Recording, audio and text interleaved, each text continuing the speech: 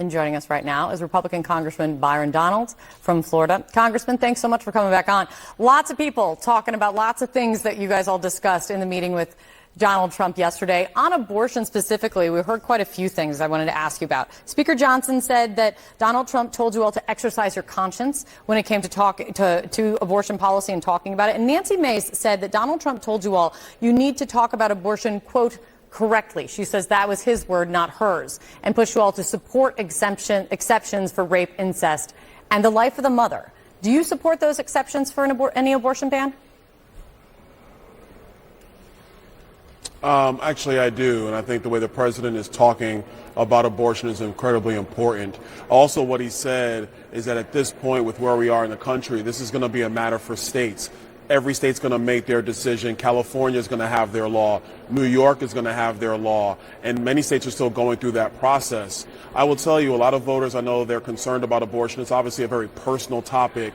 But what happened with the Supreme Court back in 1973 was not the appropriate way to deal with such a personal and frankly divisive issue in our country amongst Americans and in our politics. The path we are on now, where every state is coming up with their own rubric, their own levels of restrictions, actually respects all the people within a state and allows for the body politic to fully engage on one of the most divisive and personal topics that happens in our country. So the path we're on is actually the appropriate pathway. What President Trump is talking about is basically making sure that the states, leaving it in the hands of the states, not really bringing it to the federal level, because the states really are the laboratory for democracy, and that's where that issue should reside.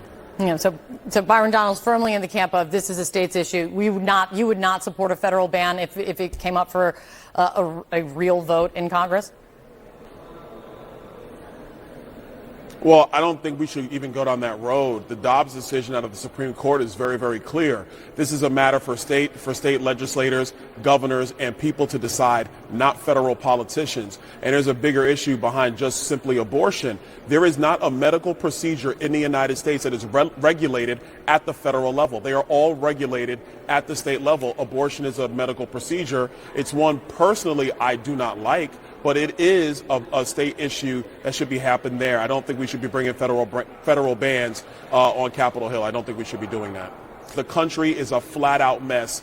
Joe Biden has made every wrong decision. The Democrats have supported every decision.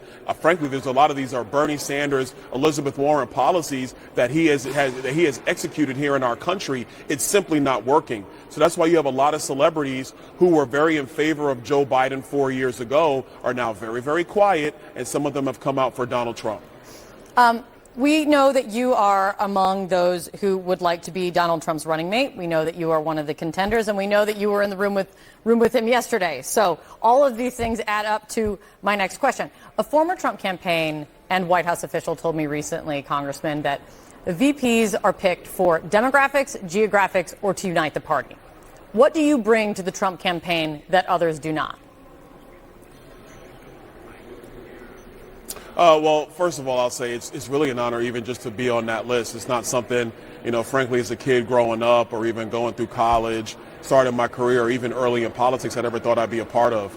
I think if you're going to ask specifically for me, I'm a younger member of Congress. Obviously, I'm a black man in America, but it's not, those two things aren't really the key thing. I think I resonate with voters across the board. I'm really a generation that focuses on common sense and weaves conservative principles into that common sense framework that a lot of Americans are asking for, they really, really need and they desire. And so I think I help expanding the political map, if you will, and really having voters, whether they're independents or Democrats, really start rethinking their politics and seeing somebody like me and actually some of my contemporaries on Capitol Hill right now who are younger, who have a much more common sense view that in some respects you could say that the lot of us, we're the future of politics. And so I think that's what I bring. But at the end of the day, Donald Trump is going to make that decision. I'm going to support his decision no matter what he decides to do. I just want to win and have a great America. That's all I want. It's good to see you, Congressman. Thank you for coming in.